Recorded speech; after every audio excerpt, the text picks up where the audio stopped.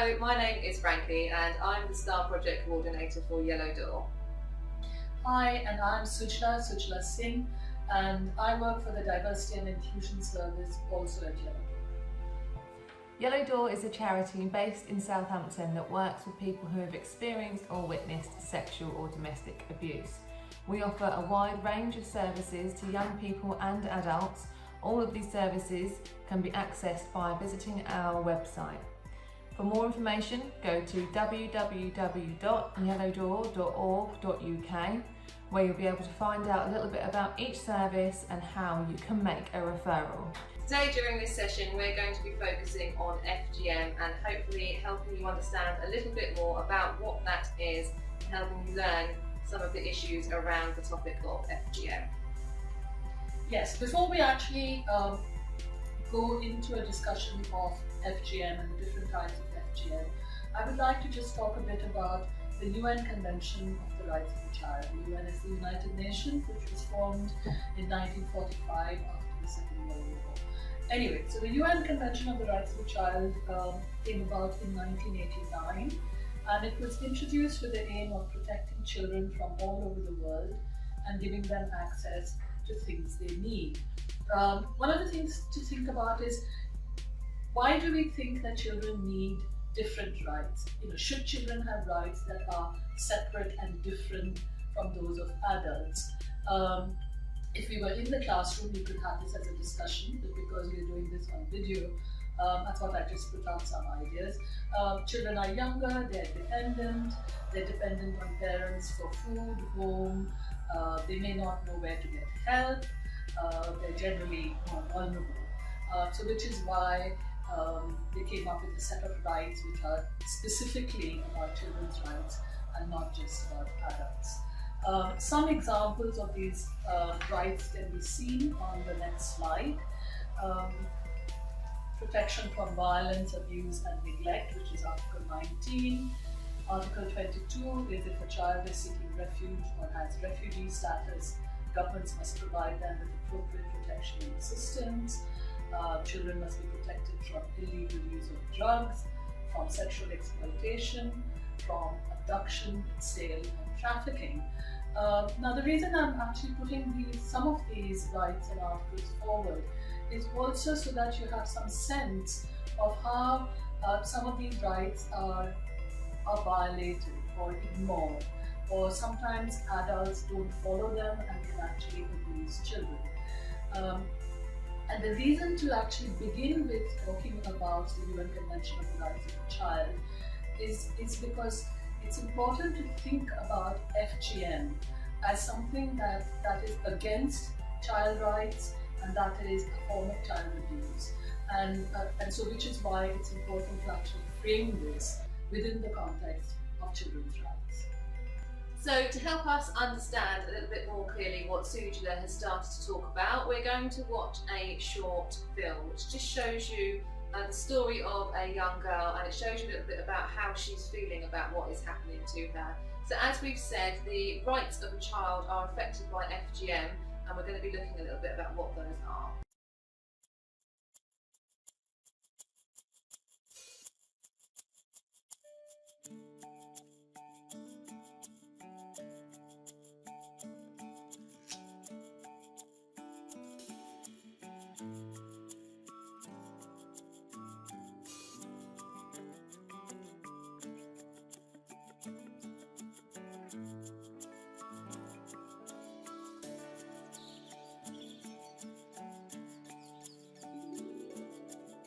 My name is Maria. I'm so happy. I love to play outdoors. I love singing and dancing.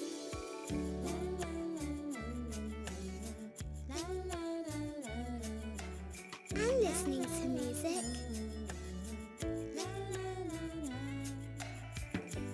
I love my life. I think I'm perfect the way I am.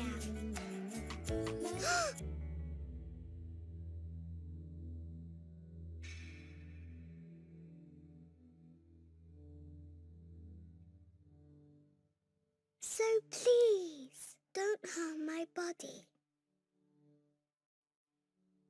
Please don't hurt me. FGM is changing or removing parts of a girl's external genitals. FGM is harmful, illegal, and goes against your right to be safe. There is help and support if you or your friends are worried. It's okay to tell a teacher or a trusted adult.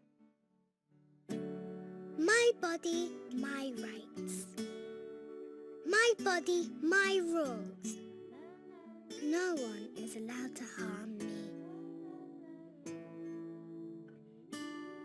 Together, we can end FGM.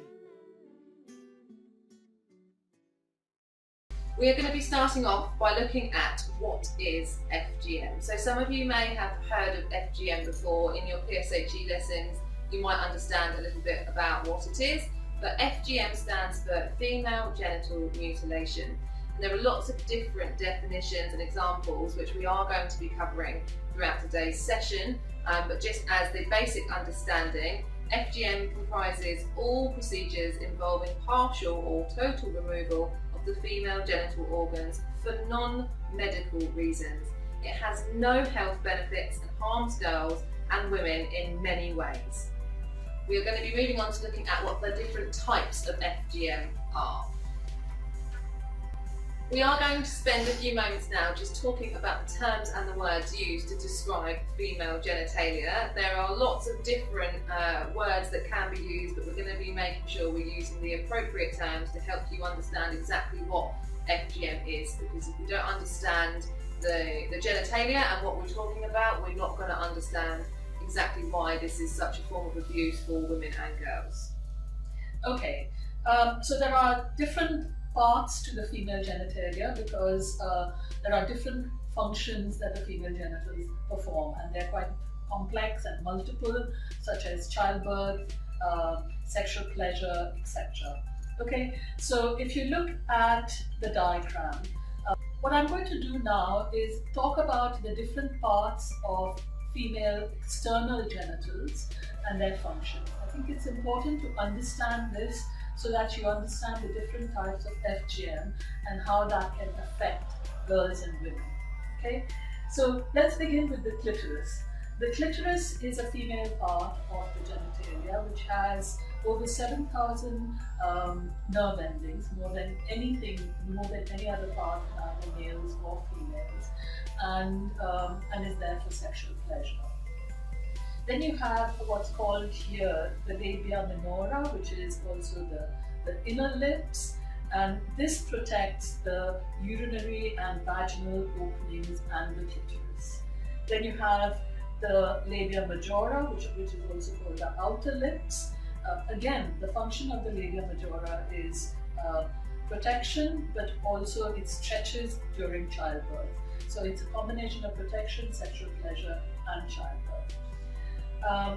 The urethra is where urine is passed from, and the vagina has multiple functions. Childbirth is one, menstruation or periods is another, and sexual intercourse. So there are, so which is why there are different aspects of the female genitals. So now that we've learned a few of the labels belonging to the female genitalia, we're going to be looking at the different types of FGM. So it's really important that we understand that all of these types will have a different short or long-term impact for the girl or the woman who has experienced these. So there are 4 different types, and that's what we're going to be looking at now. Let's begin with type 1. Type 1 is when the clitoris or the clitoral hood is cut off. This is the most sensitive part of the genitals, as I mentioned, and this is important for female sexual pleasure. So cutting that off means that, that there is a kind of cutting off of sexual pleasure. Type 2 is when the clitoris and the inner lips are cut off. As I mentioned, the inner lips have a protective function, and so you have something that could cause infections. Type 3 is the most extreme type of FGM, and it is when the clitoris, inner lips and outer lips are cut and sewn together or sealed, leaving only a small opening, infibulation. Okay, now just from this diagram, you should be able to make out just how extreme this kind of FGM would be, because it means that there would be consequences in terms of sexual pleasure, but also childbirth, menstruation, etc. Type 4 includes anything that is done to the genitals that is not in the first 3 types. For example, this could be pricks to the clitoris or stretching the lips. Now we're going to be looking at what some of the short and long-term impacts of FGM are. One of the main things that people will experience through FGM is extreme pain. Now, the pain of the procedure itself can be something that is experienced in an extreme form. There would potentially be anaesthetic that would be used, but there's also a great deal of pain experienced through healing and the after effects of this. There will be severe bleeding, and there could be further complications during childbirth and pregnancy. Specifically in type 3, as Sujala mentioned, it's a very extreme and invasive form of FGM that would require further attention and treatment following childbirth. The females will experience problems during sex, problems achieving any sort of pleasure from their sexual activities, and there is obviously a high risk of infection. Some of the procedures may be performed in a safe and clean environment, but some of the procedures will not be, and the blades that would be used would not necessarily be hygienic or clean. There's also going to be difficulty for the female to pass urine and any sort of menstruation that was happening as well. Obviously, on top of all of this, there will also be severe emotional and psychological trauma. Levels of trauma are the same for those who have suffered childhood abuse. So 80% suffer from severe anxiety. The same with many different types of trauma. It's often the after effects that are long lasting and will impact the person most in their later life. We are now going to test a little bit about what you've learned and complete a myths and facts activity with you. So obviously doing this virtually, we're not there to ask you some questions. So I'm going to be reading you some myths or facts, and then we're going to be asking your teacher or facilitator in the room just to pause the video for 1 minute to give you a chance to have a chat with the person next to you or behind you and decide whether or not you think what I'm reading out is a myth or a fact. Then following this, Sujala will tell us the answer and let us know what exactly we are talking about. FGM is a religious requirement. So is that a myth or a fact?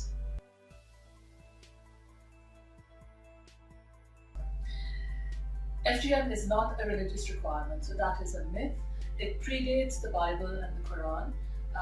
It is followed by Christians and Muslims around the world, but is not part of any religious text.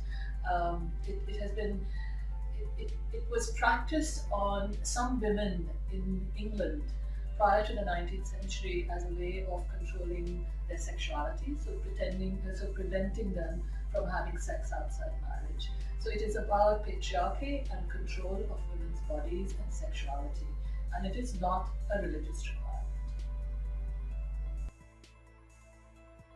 FGM is safer if carried out by a healthcare provider. So is that a myth or a fact?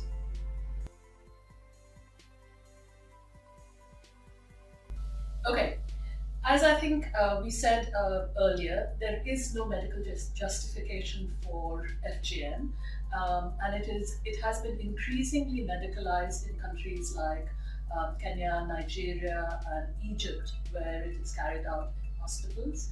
But that does not make it all right, because there is no medical reason and it only causes harm. Okay, I think that's really important to remember, that some people might associate this with a medical condition, but it's not the same, as there is no medical justification for why this would happen.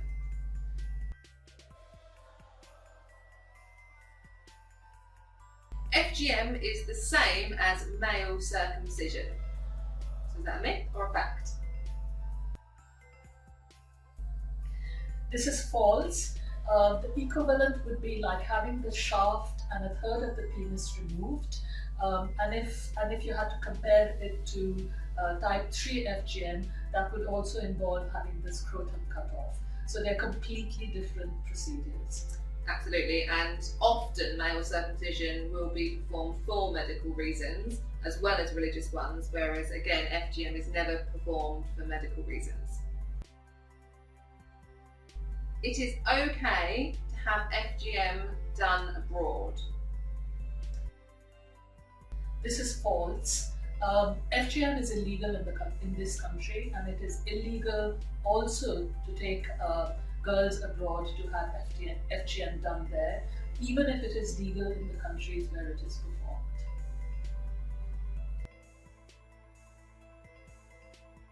$200 million girls and women worldwide have been affected by FGM.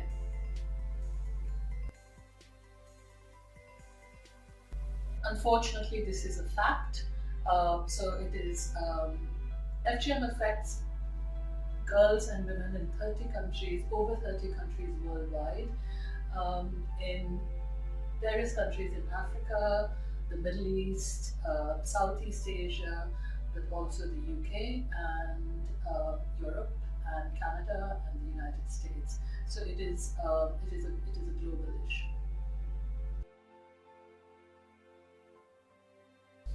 Yeah, and I guess at this point, all of you are wondering about why is it performed? If this is clearly a harmful practice, why is it performed?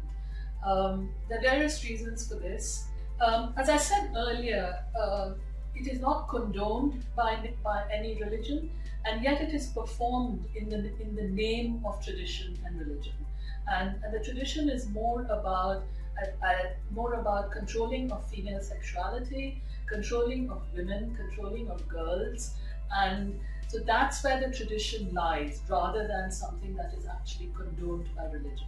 Okay, there are various imams and priests all over the world who actually are standing up against these practices. Unfortunately, there are also religious practitioners who are still going ahead with this. So so if something is passed on generation from generation in the name of religion and tradition, there's a problem, because then it's not questioned. Okay. While I'm saying this, obviously, the parts of the world where it is the most practiced are also the parts of the world where it is the most resisted. So the good news is that there are a lot of movements all over the world standing up against FGM, and that's something that we and you and I can also be part of. Okay, so we're not outside of the problem. So there are various other myths, including that it improves hygiene and cleanliness, that it increases fertility. It's seen as a kind of rite of passage into womanhood. One of the things that's really important is that men need to stand up against this, because there's an assumption that actually if it's not performed on the women they marry, that those women are unclean, or that somehow it's going to affect their sexual intercourse in a negative way, whereas actually it's exactly the opposite that happens. And so because there are these kinds of notions and ideas that are passed on, there is a sense that actually getting FGM done makes you belong to the community. So that if you don't get it done, you're not pure, you're not accepted, and you're not a proper girl, and you're not a proper woman. Okay? So all of these are dangerous things, but then if they're passed on from generation to generation, they become part of everyday practice. And it's also to prepare a girl for marriage. So the important work that needs to be done is what we are doing here, and what you're learning in this classroom. But it's also for communities, to actually involve communities so that they understand that there is a way in which one can actually have rights and exist as women without having this harmful practice done. So thank you so much for watching our video. Hopefully we've helped you understand a little bit more about what FGM is. There are lots of different places that you can go to get further help or support if needed. One of the services is ourselves, is Yellow Door, and the contact information is on the screen for you. But there are lots of other services displayed here which are specific for FGM help and support. There is also an International FGM Zero Tolerance Day being held on the 6th of February, and this is to raise awareness about FGM internationally and for people to get involved to help support this cause. So if there were some projects that you would be able to contribute towards this, whether that was creating posters and submitting them virtually to us, or creating short awareness videos of your own, we would love to share those videos on your behalf on the 6th of February. If you have any questions, please pass them on to your teacher, and then she can contact us and we'll be very happy to answer. And please also call us directly if you would like to chat at 02380636312. If you're concerned about anyone who you think may be affected by this, please encourage them to contact us or contact us directly. Thank you. Thank you.